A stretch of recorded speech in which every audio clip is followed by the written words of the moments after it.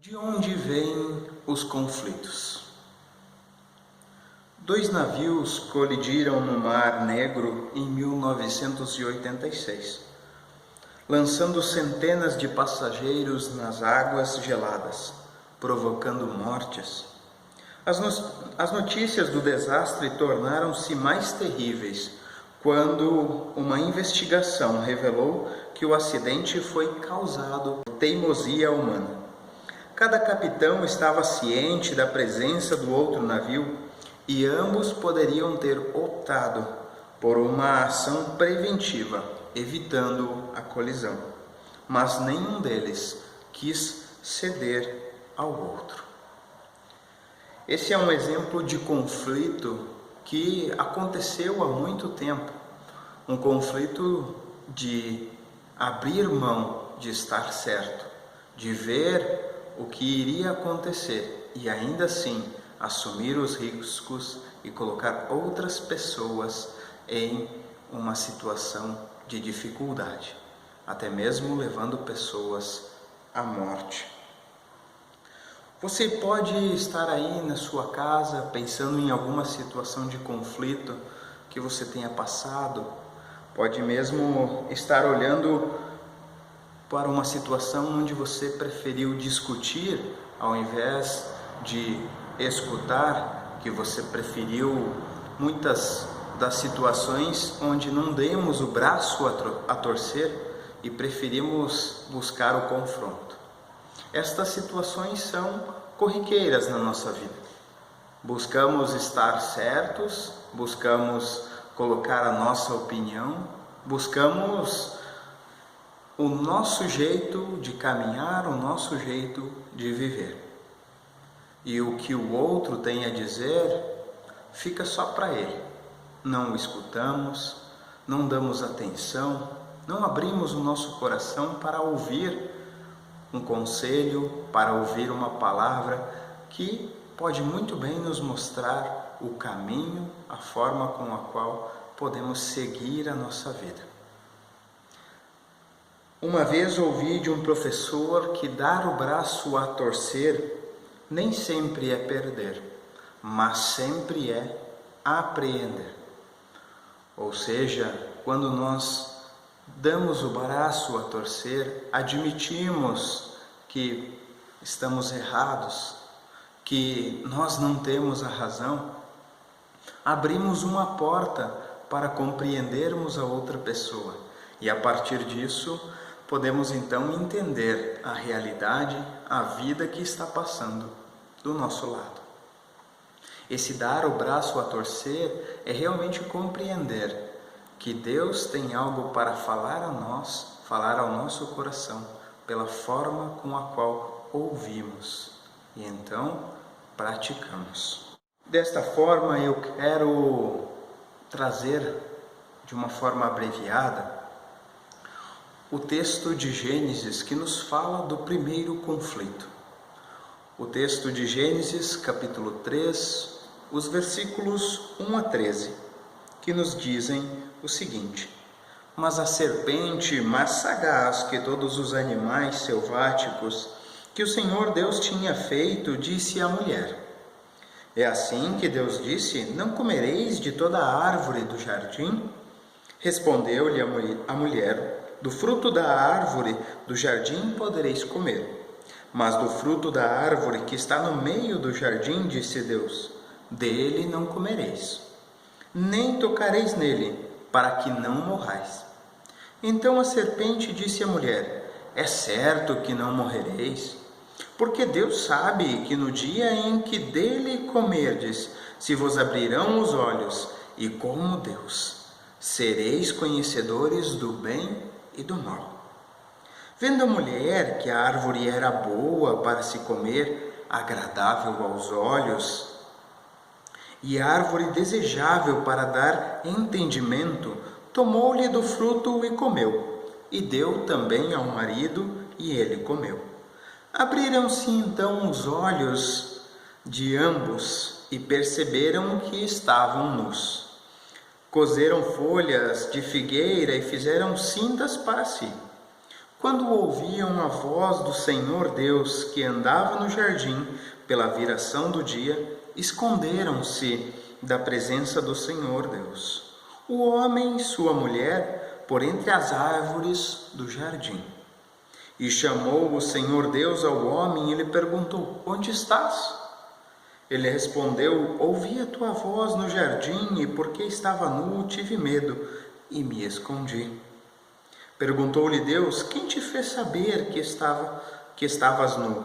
Comeste da árvore de que te ordenei para não comer? Então disse o homem à mulher que me deste por esposa: ela me deu da árvore e eu comi. Disse o Senhor Deus à mulher: que é isto que fizeste? Respondeu a mulher: a serpente me enganou e eu comi. Até aqui é a palavra que nos fala sobre o primeiro conflito na Bíblia. Depois da entrada do pecado no mundo, a festa da vida, por assim dizer, foi interrompida. Este relato nos mostra que, no fim das contas, a culpa recaiu sobre Deus, porque Adão se referiu a Eva como a culpada. Eva se referiu à cobra como a culpada. Como a cobra não tinha mais a quem recorrer, quem a criou se tornou o culpado.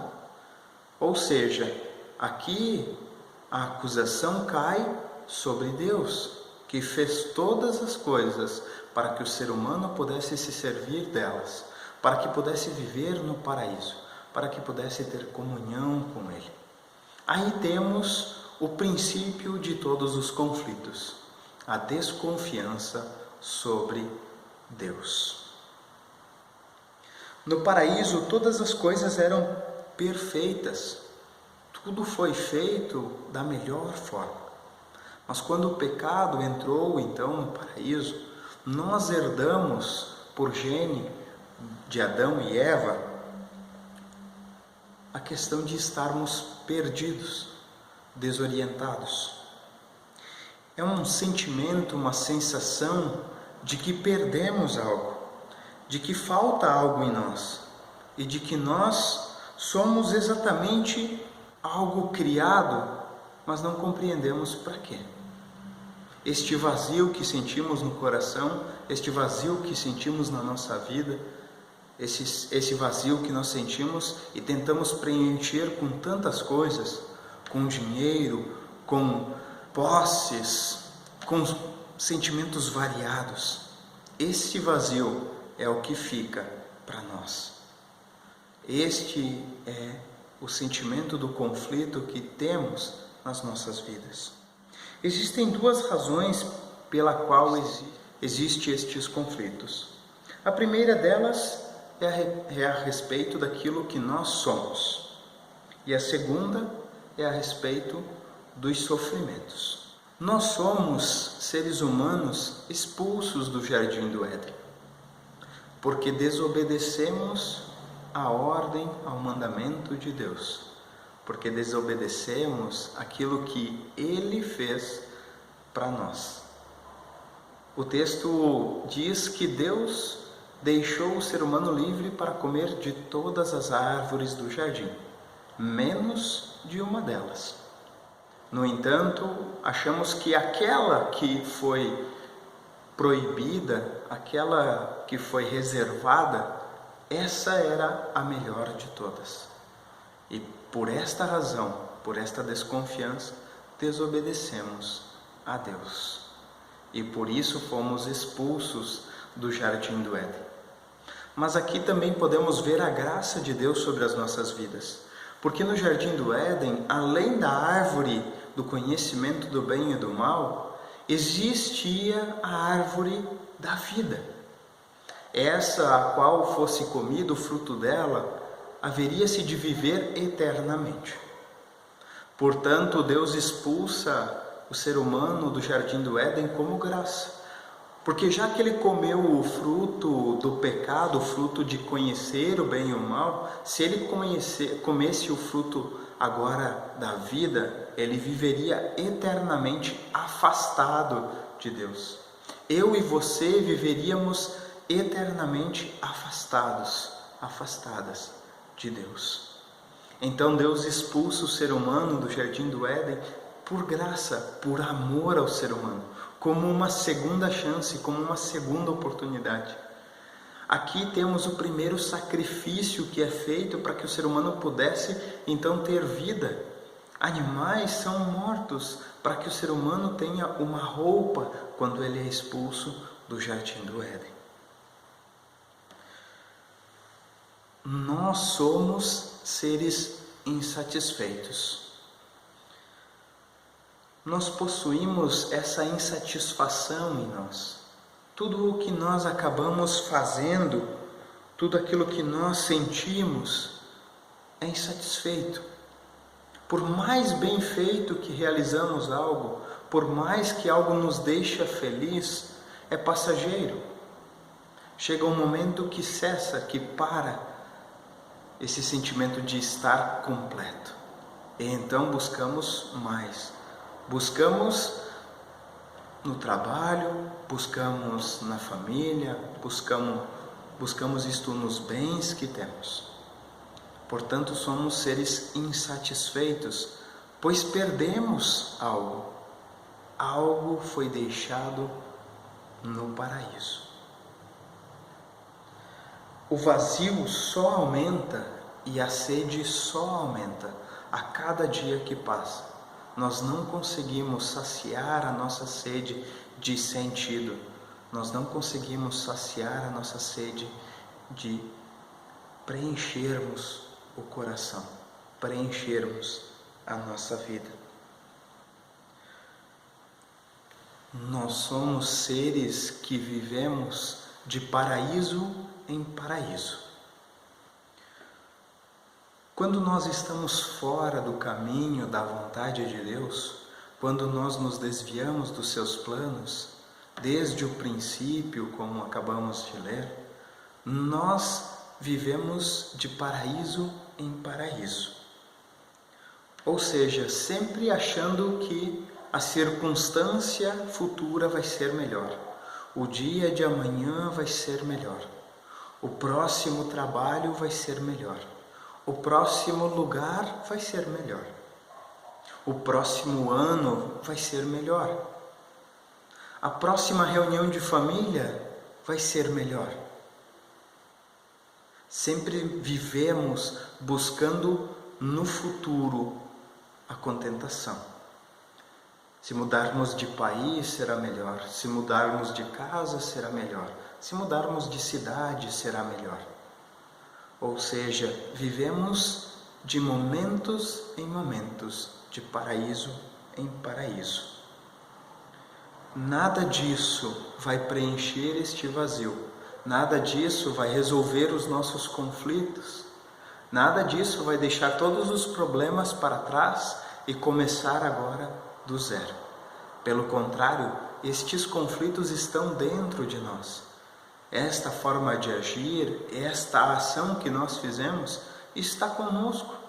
Se nós não encontrarmos quem pode dar solução para estes problemas, se nós não encontrarmos aquele no qual nós podemos depositar todos estes nossos conflitos e aprendermos dele como lidar com eles no nosso dia a dia, nada disso vai nos preencher, nada disso vai nos suprir.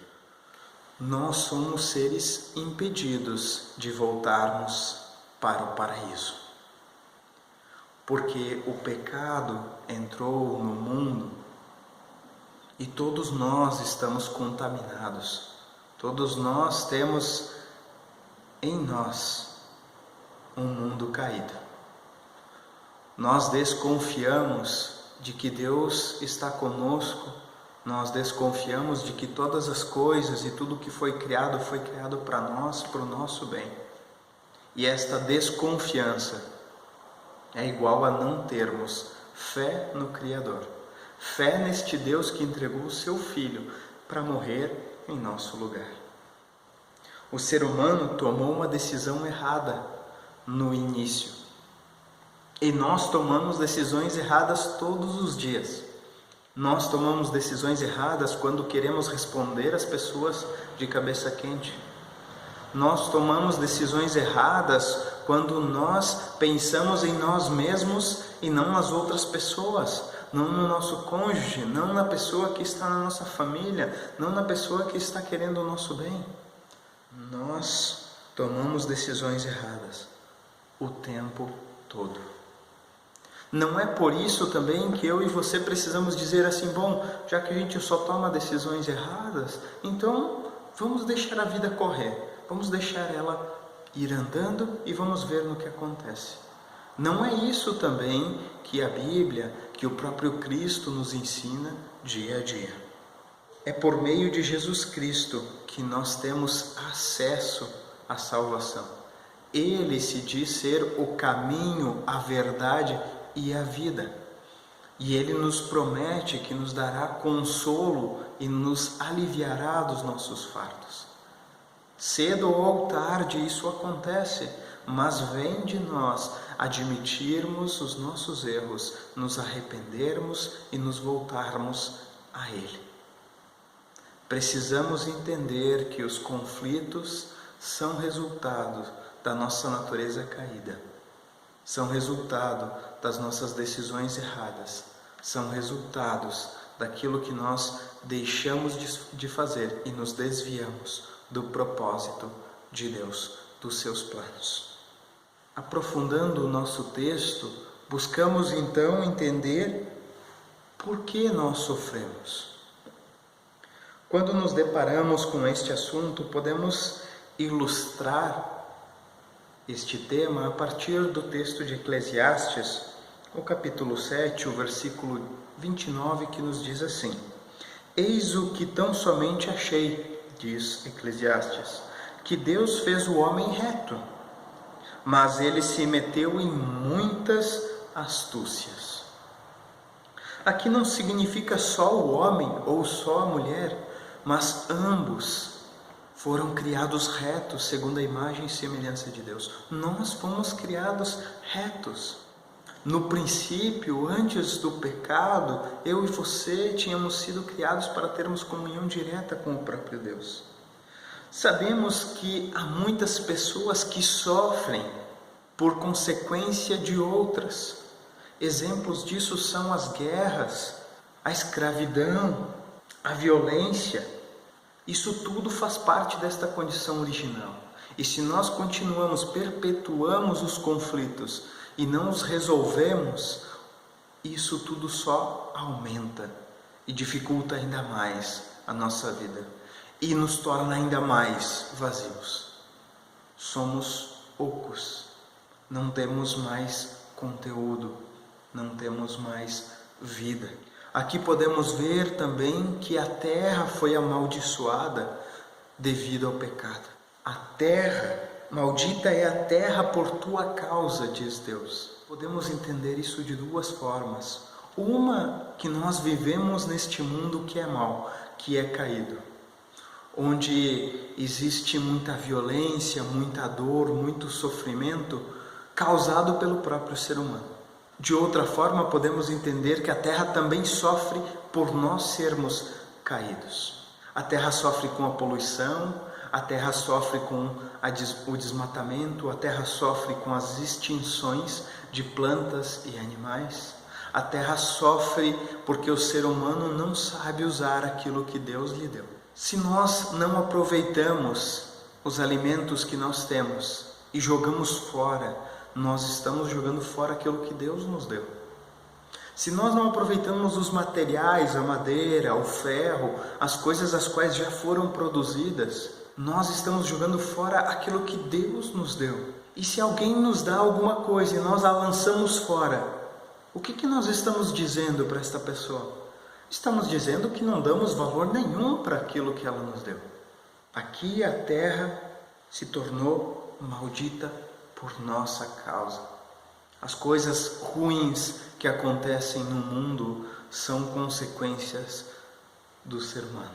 Nós nos magoamos, nós nos ferimos e nós ferimos a criação de Deus. Aqui nós vemos que a humanidade é decadente. O que significa isso? Significa que nós definhamos, que nós, ao invés de aperfeiçoarmos, nós nos perdemos. Ao invés de nós crescermos, nós nos destruímos.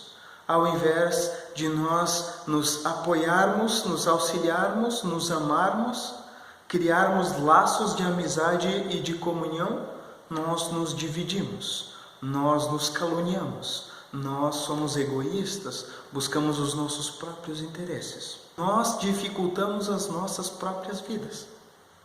Algo que poderia ser tão simples, tornamos. Isso demonstra que nós amamos muito mais a nós mesmos do que aos outros. Isso demonstra que nosso amor vem para nós.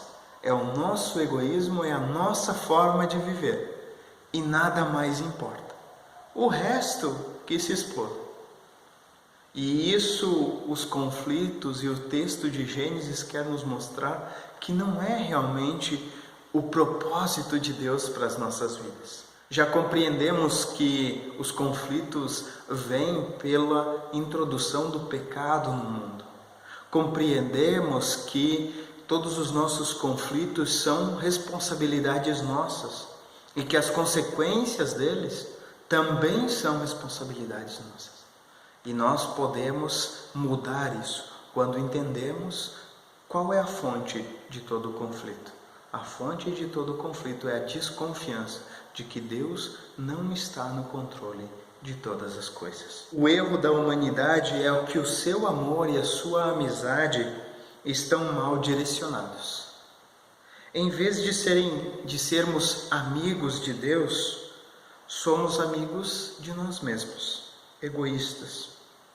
Somos amigos do dinheiro, somos amigos dos prazeres, daquilo que nos faz bem. Queremos encerrar então esta nossa reflexão, lembrando que os conflitos fazem parte do nosso mundo caído, mas nem por isso precisamos ser fatalistas, ou seja, vivermos da forma que vivemos porque assim sempre foi. Pelo contrário, Deus nos chama a mudarmos, a nós seguirmos o seu plano perfeito, e Ele quer ser a nossa rocha segura, onde nós depositamos toda a nossa confiança. É nele que nós devemos recordar quem é bom. Deus é bom. O seu amor dura para sempre, e este amor nos alcança e nos torna pessoas melhores. Nos torna seres humanos que se importam uns com os outros e que buscam em Deus a solução dos seus conflitos, a solução dos seus problemas. Queremos então, a partir da reflexão, a partir do conhecimento da origem dos conflitos, não vivermos dos conflitos, mas vivermos em meio aos problemas, às dificuldades, buscando em Deus a paz ao nosso coração, buscando de Deus o preencher da nossa vida e o sentido para ela. Queremos assim encerrar e seguimos com o próximo.